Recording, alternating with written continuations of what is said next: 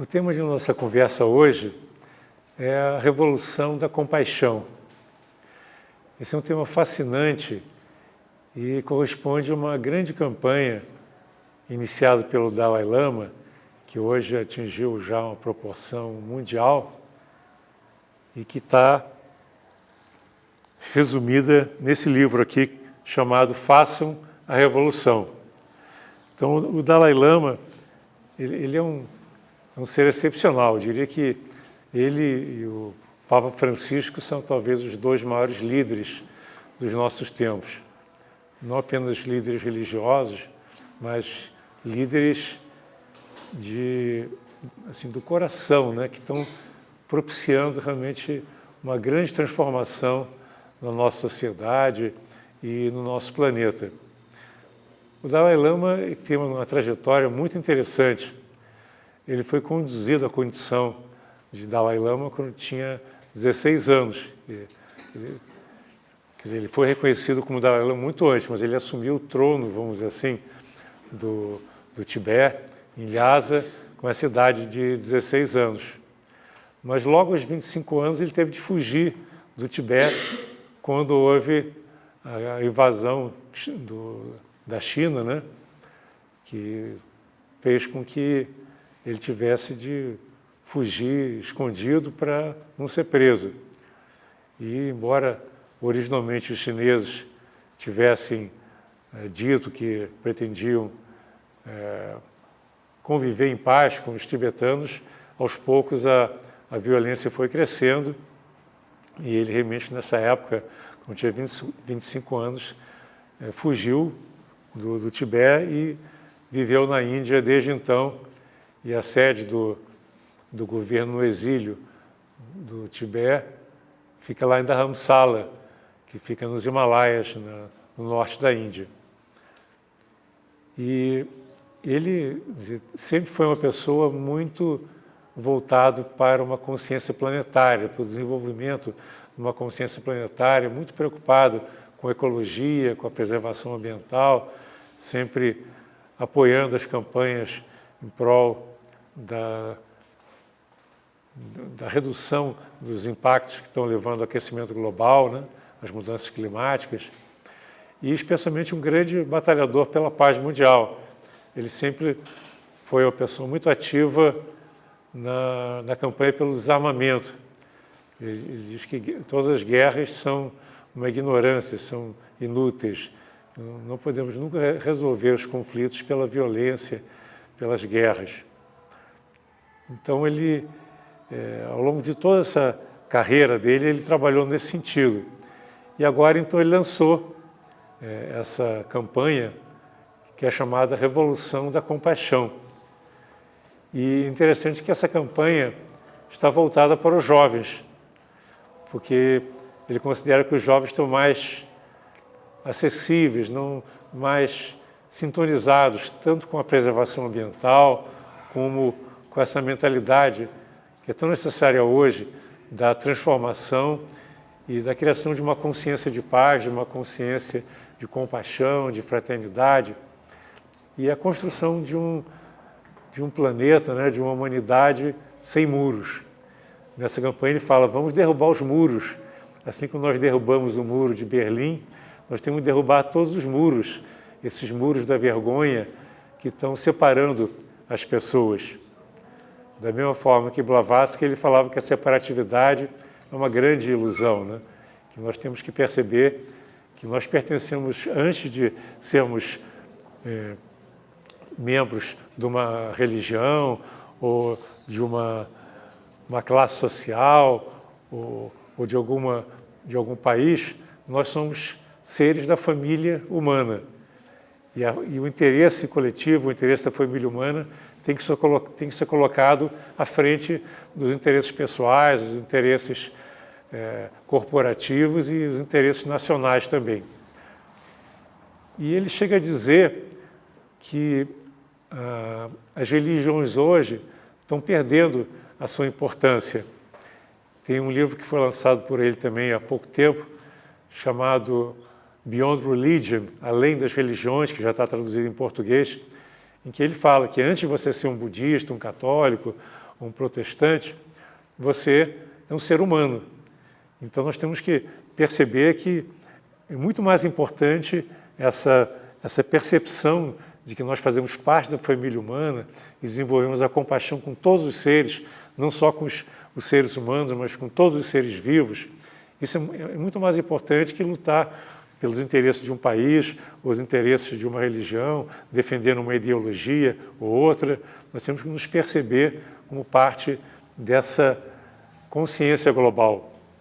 Então, nessa campanha, que é uma campanha maravilhosa, né, ele está conclamando jovens de todas as nacionalidades a se unirem e empreenderem essa grande revolução da compaixão, que é uma revolução totalmente diferente das revoluções que já aconteceram até hoje, que foram revoluções baseadas na violência, na separação de um grupo contra outro, né?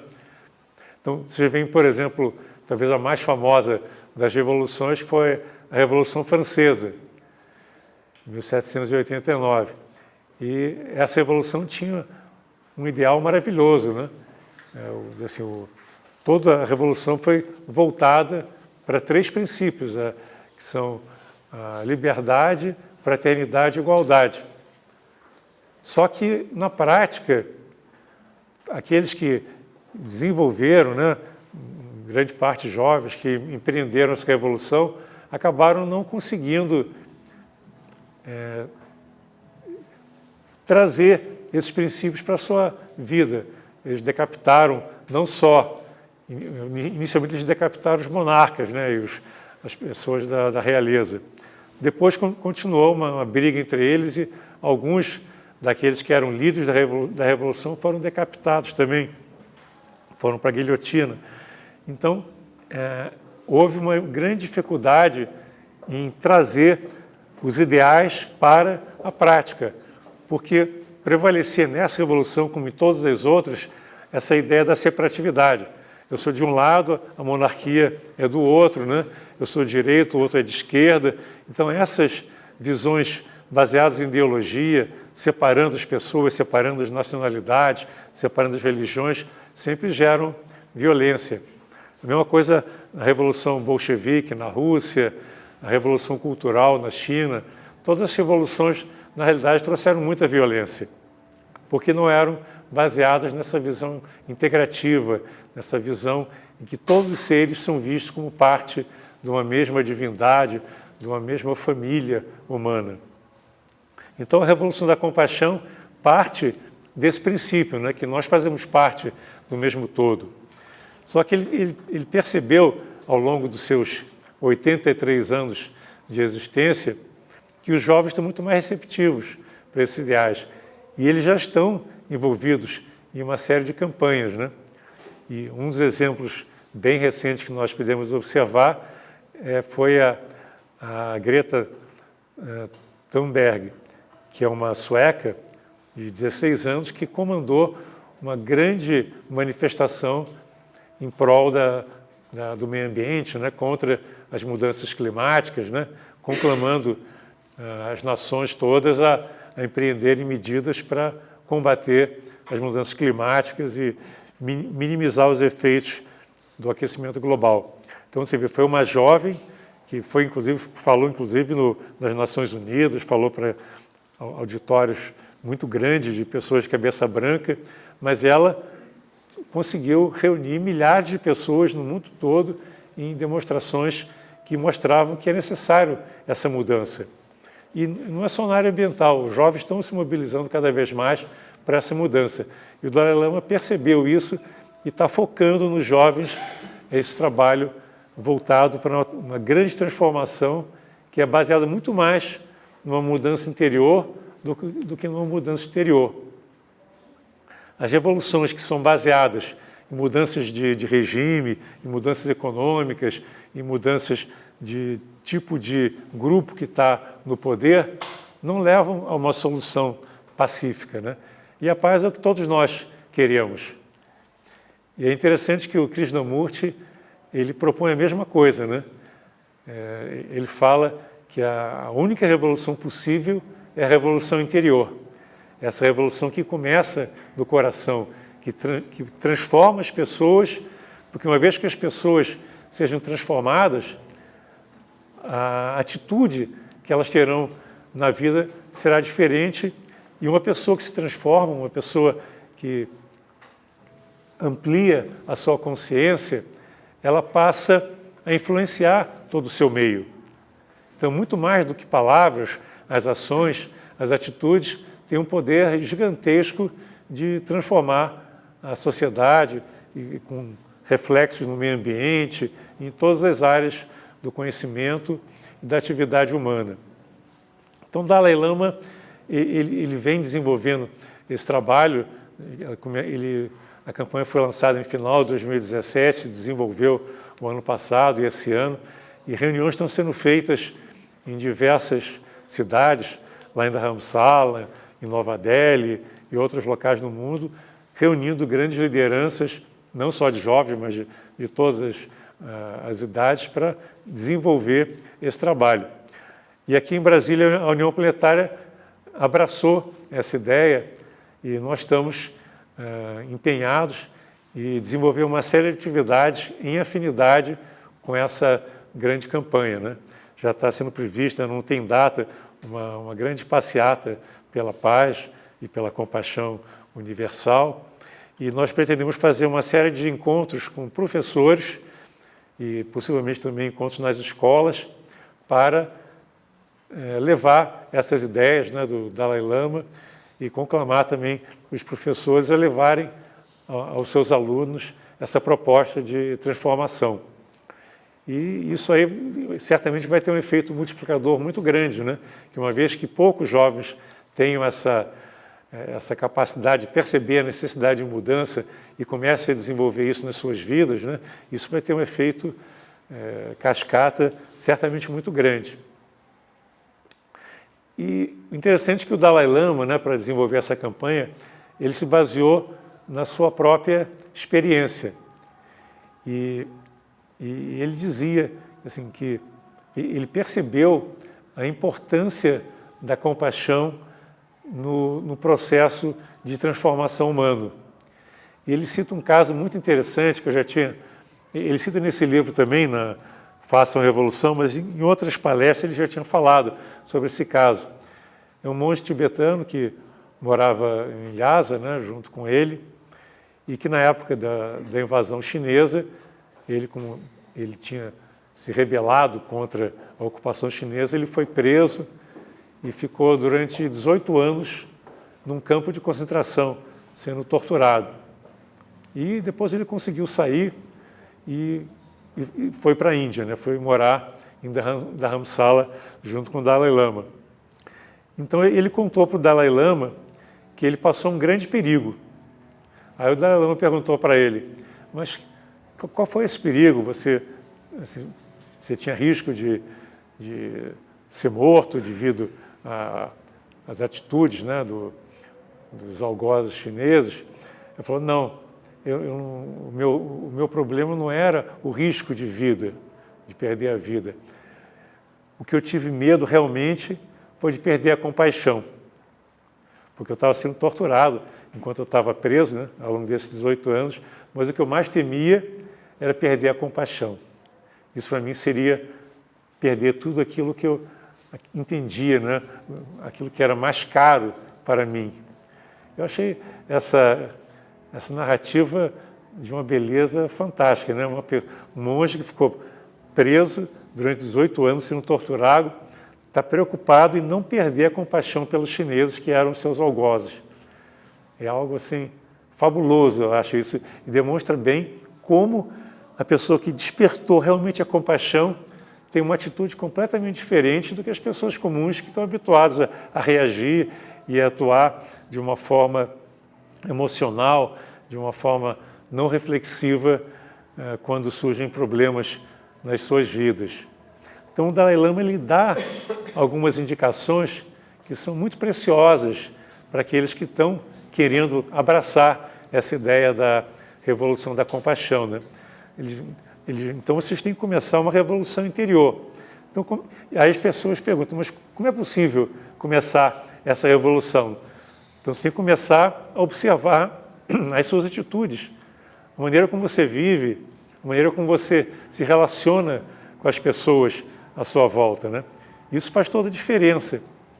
Então essa plena atenção, que é um preceito fundamental do budismo, é fundamental se nós queremos realmente nos transformar, porque nós fomos educados para sermos reativos, né? Para termos uma atitude de não levar desaforo para casa, de ver os outros como perigosos para a nossa integridade física ou até financeira.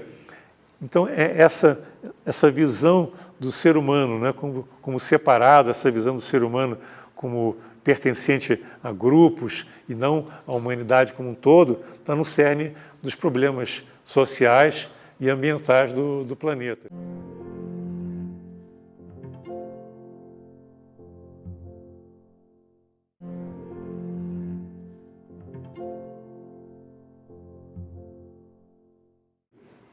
Então, se nós queremos uma nova sociedade, né, uma nova maneira de viver nesse mundo, nós temos que começar com a nossa consciência e observar as pequenas coisas da nossa vida, né, os nossos hábitos de consumo. Dalai Lama dá muita importância aos hábitos de consumo. Será que nós estamos consumindo mais que o necessário? Como é que está a nossa pegada ecológica?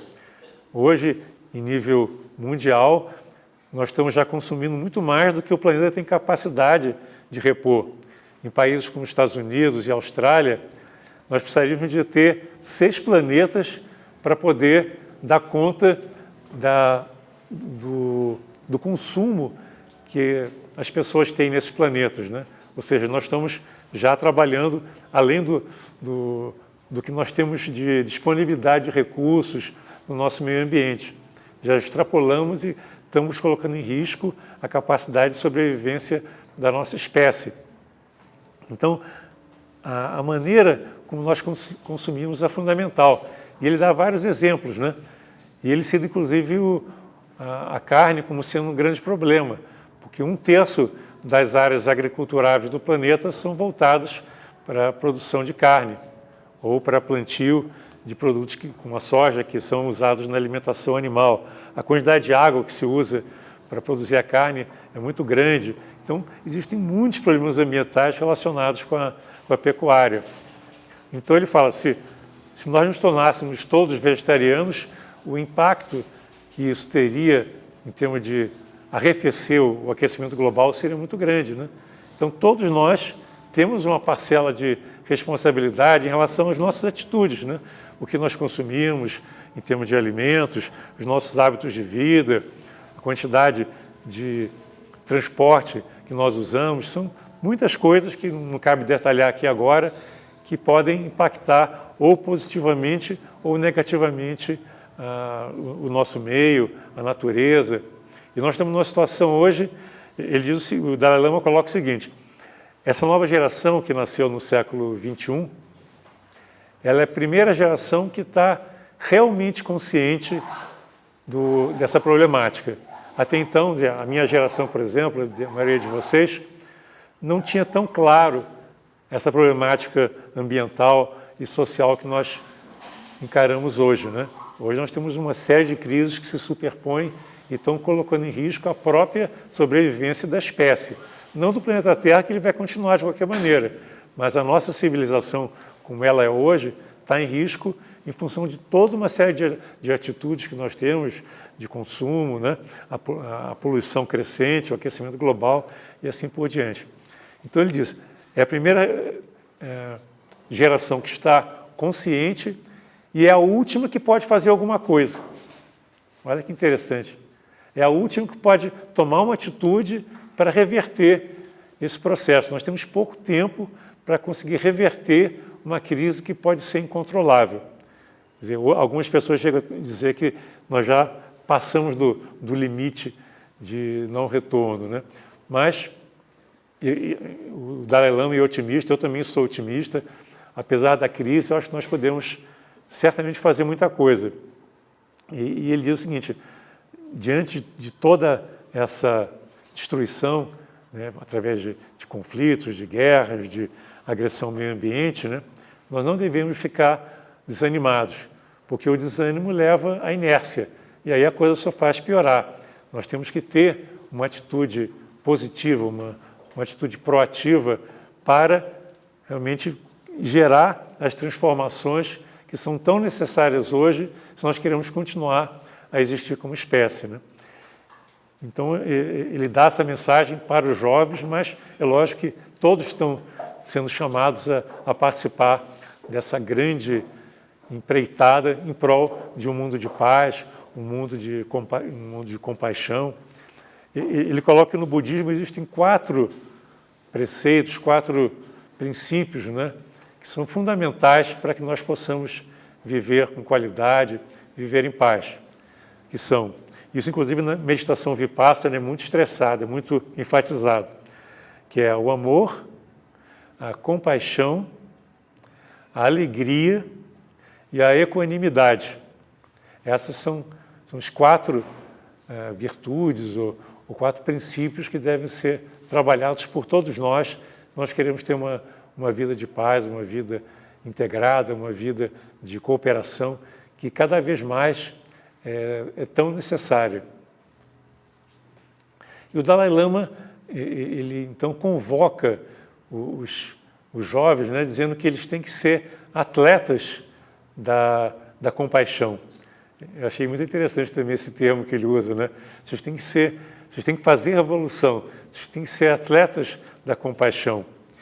E ele fala essa palavra atleta, porque se você quer, por exemplo, trabalhar o seu corpo para melhorar a sua saúde, melhorar a sua condição física, você não pode ficar sentado no divã vendo televisão. Você tem que fazer alguma coisa, né? Você tem que ir para uma academia, tem que fazer um esporte, tem que andar, enfim, você tem que ter uma atividade física. E através da atividade física você vai fortalecer o seu organismo e vai ter as condições necessárias, a energia necessária para poder atuar de uma maneira efetiva no mundo.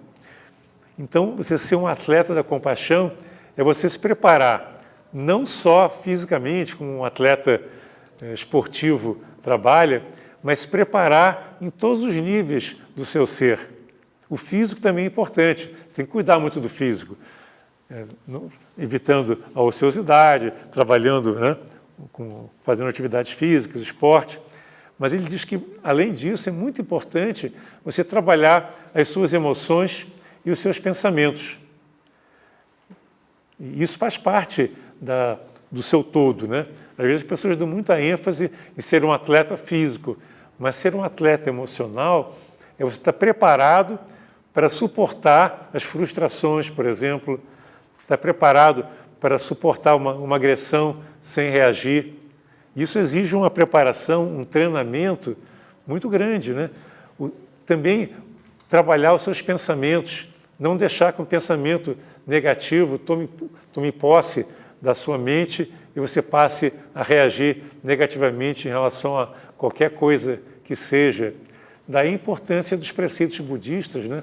Da plena atenção, de você estar sempre atento para não deixar que a sua personalidade enverede por caminhos que não são aqueles caminhos que você elegeu como sendo os mais importantes, que podem levar à paz e uma transformação positiva na humanidade. Então, você vê que essa revolução da compaixão é algo muito profundo, né? Que exige uma transformação radical da nossa maneira de viver. Não é uma coisa que você pode estudar no livros e aprender. É algo que você tem que vivenciar nas suas atitudes, na sua alimentação, na sua maneira de viver, a sua educação emocional, né, através da observação, de um trabalho profundo de educação interior e especialmente os seus pensamentos, vigiar os pensamentos. Essa é uma das tarefas mais difíceis, né? É você estar atento para aquilo que você sente, para aquilo que você pensa. Isso é um exercício que deve ser empreendido ao longo de todo o tempo. Às vezes as pessoas sentam para meditar durante 15 minutos, meia hora, às vezes mais, e acham que isso é suficiente. Mas é no dia a dia, na prática do dia a dia, que essa transformação pode ocorrer. Você tem que praticar essa transformação, essa revolução que o Dalai Lama aponta, na medida que você é colocado diante de situações que vão gerar estresse, que vão gerar frustração, que vão gerar, às vezes, uma reação negativa, uma irritação. É nessa hora que você está testando a sua compaixão. E como diz o Dalai Lama, essa compaixão não pode ser só para as pessoas que fazem parte do seu círculo de amizades, a sua família ou seu grupo religioso. Ela tem que ser abrangente, ela tem que se estender para todos os seres. Pessoas até que você poderia chamar, entre aspas, de inimigos. Na prática não existem inimigos, né? Mas pessoas até que estão pegando no seu pé, pessoas que pensam diferente, pessoas que podem ser agressivas a você. A compaixão tem que abarcar todo esse grupo de seres, né? Ela tem que ser ampla e restrita, e a todos os seres vivos, né? Então, por exemplo, a compaixão se estende também ao reino animal. Respeitar todos os seres animais, independente deles serem considerados animais domésticos ou não. Respeitar a natureza. Isso também é algo que as pessoas às vezes esquecem e veem a natureza apenas como um conjunto de elementos que servem para a nossa alimentação, ou que servem para dar sombra, ou que servem para produzir os recursos necessários para a nossa manutenção, né? A madeira para construir casa, o papel para os nossos livros, enfim. É uma visão muito utilitária da natureza que nós temos.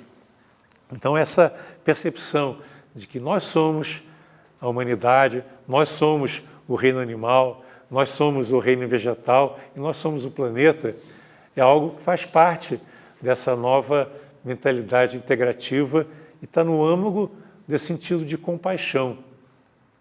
A palavra compaixão vem de ter paixão com, ou seja, paixão, energia, aquela vibração, né, que é fundamental, né, no nosso viver. O Krishnamurti também falava da importância da paixão, não como desejo, como muitas vezes as pessoas consideram, mas paixão como força da vida. Nós temos que ter muita paixão, muita energia para conseguir nos transformarmos. E o Krishnamurti também dizia que sem essa paixão, sem essa energia, a transformação é impossível. Nós não vamos ter a capacidade de olhar, de ver, de perceber e de agir para fazer as mudanças que são necessárias na nossa vida e na vida da sociedade. Mas sempre a transformação começa no nosso interior e acaba se expandindo, né, se ramificando para atingir grupos e atingir toda a sociedade.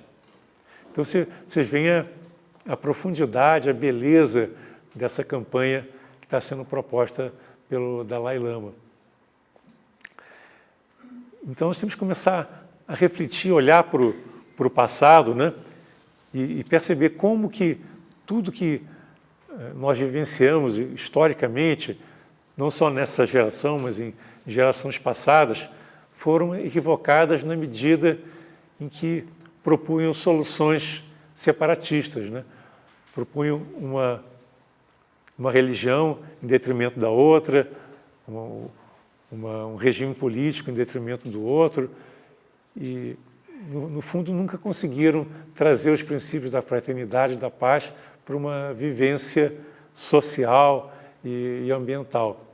E hoje o que se espera da sociedade e das pessoas é uma nova postura. E essa nova postura é a única maneira que nós temos de evitar uma catástrofe maior, que é não só climática, mas ambiental, mas é uma catástrofe que é um risco concreto de extinção da nossa cultura, da nossa sociedade. E fala-se hoje, né, o Dalai Lama também fala isso no livro dele, né, que nós estamos em vias, né, com a possibilidade de chegarmos a uma sexta grande extinção. A última, que aconteceu há muitos milhares de anos, foi na época quando os dinossauros foram extintos. Nós tivemos grandes mudanças climáticas, não se sabe exatamente por quê, alguns falam que foi um meteoro que caiu, mas o fato é que houve uma grande mudança climática que gerou uma grande destruição quando sumiram os dinossauros e muitas outras espécies, né? Mas houve uma recuperação. Mas se nós não fizermos alguma coisa, a nossa cultura, a nossa humanidade, como nós conhecemos hoje, está em risco.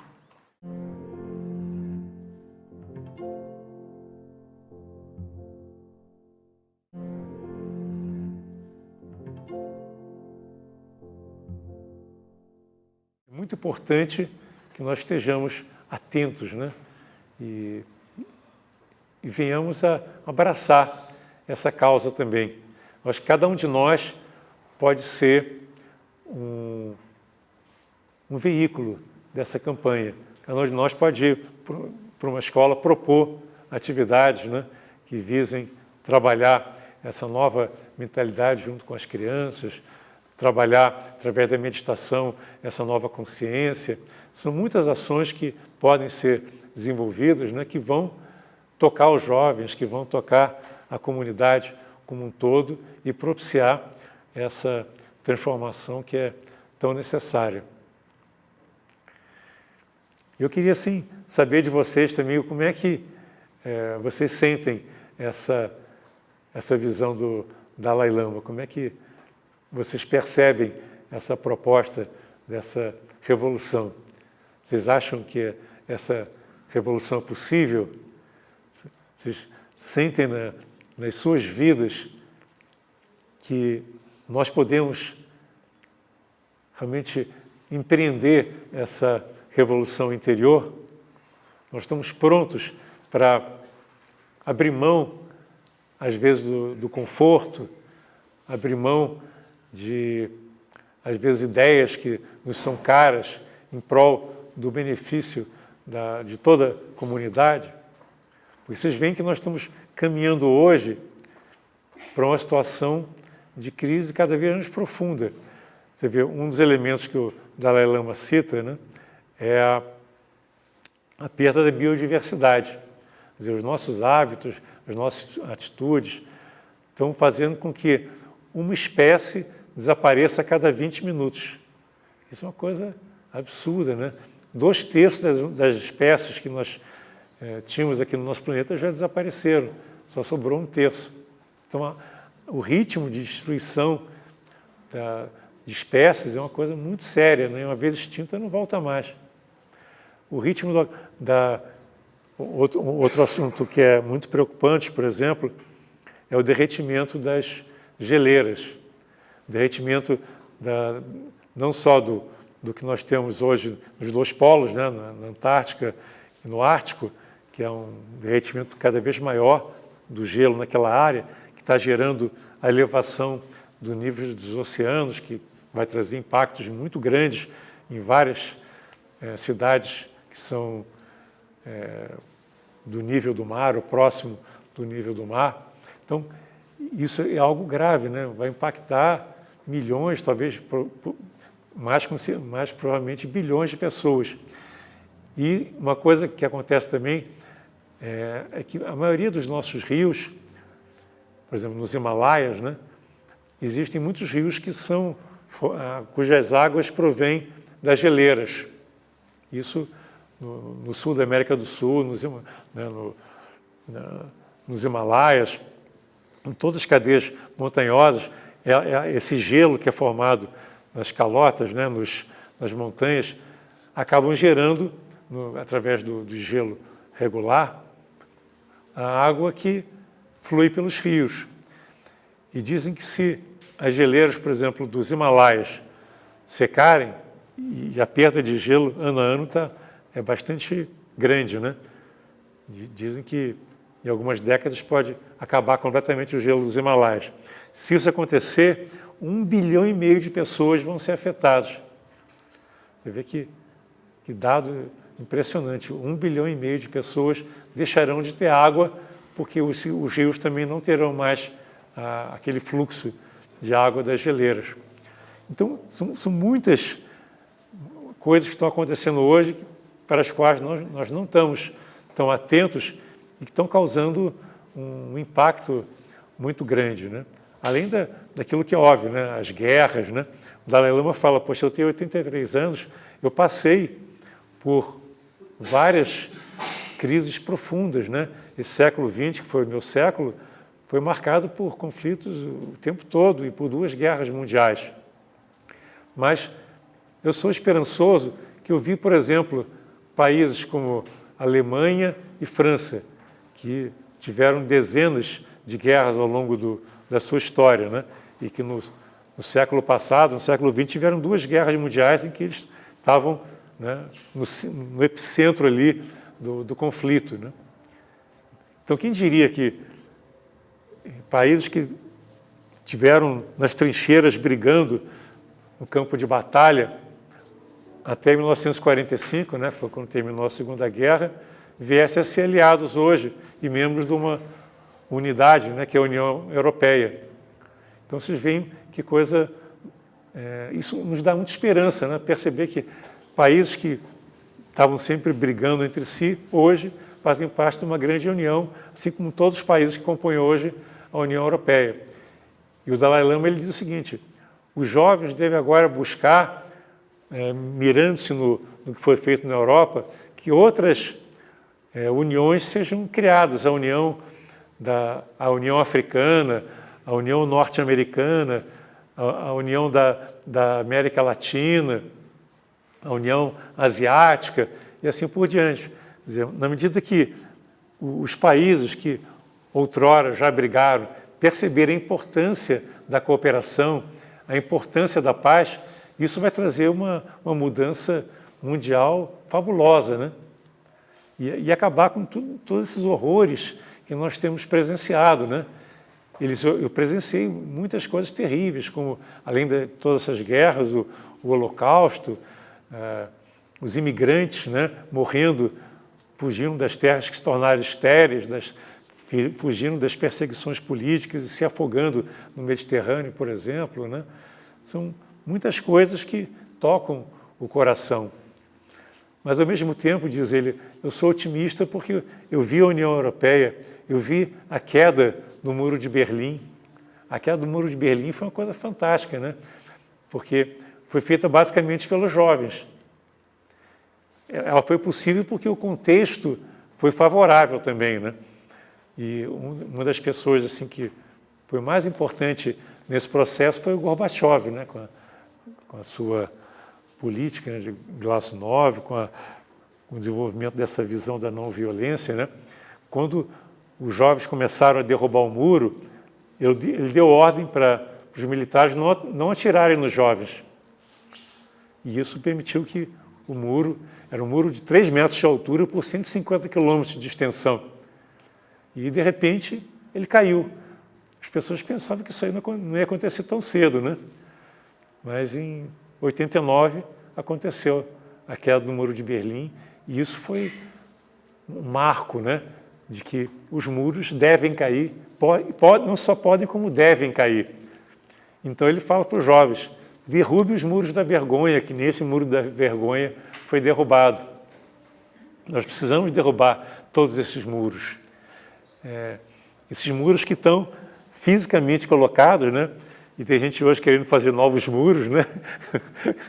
Como lá nos Estados Unidos, entre os Estados Unidos e México, mas isso está indo contra a tendência histórica, que é de abertura, de integração, como aconteceu na União Europeia. Eu recentemente fui para a Europa, né? Eu fiquei assim, abismado, que eu passei da França para a Espanha sem parar o carro. Eu estava com o carro alugado, não houve ninguém nem parando para revistar, para perguntar onde eu estava indo. Eu simplesmente passei direto, sem nem parar pela divisória, como se fosse os 2 países fossem parte de um mesmo todo mesmo, né? Então isso é muito bonito, né? É algo que, há uns tempos atrás, né, quando acabou a Segunda Guerra, parecia uma coisa impossível de acontecer e está acontecendo, né? Então é muito simbólico de que, apesar de todas essas coisas negativas, né, que é bom de ver que não é só coisa positiva que acontece no mundo. Na época que foi derrubar o muro da vergonha, o Muro de Berlim, logo antes tinha havido também uma repressão muito forte no Tibete E um pouco depois teve aquela repressão na China da Praça da Paz Celestial, né, Tiananmen, que foi tomado pelos manifestantes, que houve aquela repressão violenta, com morte de várias pessoas. Então, assim, essa superação da separatividade, os muros, tem que ser derrubado aos poucos. E você tem um passo à frente, outro atrás, mas existe uma onda hoje, né, e a União Europeia, eu acho que é a maior demonstração disso, que é possível conviver com as diferenças. Isso é muito bonito, né? Nós podemos conviver com as diferenças. Basta que nós tenhamos uma postura de abrir mão de alguma coisa.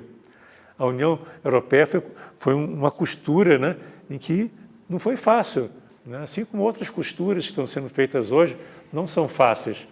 Existe sempre aquela postura de abrir mão de alguma coisa para conseguir um bem maior. E essa é a postura que nós temos que ter, né? Buscando outros tipos de união, de eliminação de fronteiras, de acordos de cooperação.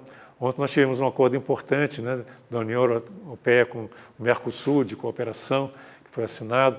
Então, nós estamos o tempo todo percebendo que existem alguns progressos e nós temos que trabalhar nesse sentido, de união, de cooperação, porque esse é o caminho da paz. Não há outra maneira de você realizar a paz que não seja através da cooperação. Tem pessoas que acham que você se armando, você vai, pelo medo, impor a paz, né? Essa é a mentalidade que muitas pessoas acreditam, né? Que você tem que manter os arsenais nucleares, os arsenais bélicos para dissuadir as guerras. Mas o Gorbachev, por exemplo, ele depois que o Muro de Berlim caiu, ele falou: foi a queda do Muro de Berlim que propiciou, que evitou uma terceira guerra mundial. Interessante, né? Essa visão do Gorbachev.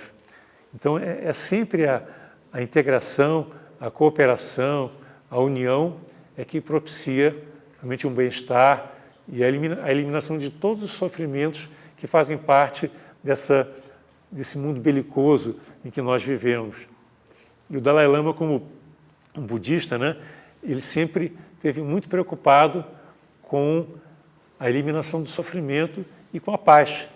Tem, inclusive, um livro do Dalai Lama que foi publicado pela Editora Teosófica já faz algum tempo, que é esse livro aqui, O Despertar da Visão da Sabedoria. Nesse livro, o Dalai Lama ele dá as bases, né, de como nós podemos vencer a dor, superar a dor e o sofrimento, que isso está na essência do budismo, né? Então, para que nós possamos empreender essa grande jornada, esse trabalho magnífico, né, de superarmos as nossas limitações, superarmos aquela visão separatista que caracteriza a nossa sociedade e desenvolvermos realmente esse espírito de paz, cooperação, nós temos que trabalhar a nós próprios. E no budismo existe todo um trabalho meditativo de Vipassana e outras linhas também que visam construir uma nova visão de mundo, construir uma visão de mundo e uma consciência que leva à libertação, que leva à superação do sofrimento. Não só o nosso sofrimento, mas o sofrimento de toda a humanidade.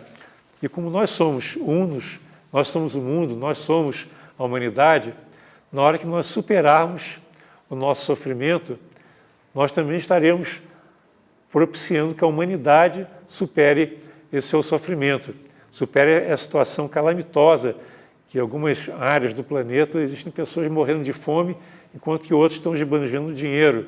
Uma situação em que umas 8 famílias no mundo têm tanta riqueza como metade da população do planeta. Então, isso é uma calamidade, né? É algo assim que não poderia acontecer, né? Essa concentração de renda extrema que leva uma pobreza crescente em determinados segmentos da população. Então, nós temos que refletir sobre tudo isso, né? Sobre tudo isso e conquistarmos o egoísmo, né? O egoísmo sempre está no fundo de todos os problemas mundiais. E na hora que nós desenvolvemos o altruísmo, né, na verdade, nós não estamos abrindo mão da nossa felicidade. Pelo contrário, né? Quanto mais altruístas nós somos, maior felicidade nós teremos. Porque o altruísmo está baseado na compaixão, naquela percepção que nós somos unos. Nós temos paixão com todos os seres. Então, a solução para os nossos problemas está na fraternidade. Dalai Lama deixa muito claro isso, que a solução é a fraternidade. E isso está totalmente afinado com os princípios da Sociedade Teosófica, né, que tem como seu primeiro objetivo o desenvolvimento de núcleos da fraternidade universal, visando implantar a fraternidade em todos os níveis, né, do planeta. Então essa é uma missão que nós, como teosofistas, temos a obrigação de desenvolver. Deixar que a fraternidade seja apenas um ideal, que para muitas pessoas é apenas um ideal, mas que seja uma realidade nas nossas vidas. Fazer com que a compaixão seja algo vivido profundamente em cada atitude, em cada emoção, em cada pensamento que nós temos. Então fica essa mensagem do Dalai Lama e o convite para que todos participem dessa campanha tão maravilhosa, transformando a si próprios e transformando também a humanidade. Nós pretendemos fazer uma série de ações pela União Planetária, no Paraíso na Terra também, dentro dessa campanha, e vocês podem estar conosco nessa grande iniciativa. Mas tudo começa com o nosso interior. Vamos realizar essa revolução da compaixão.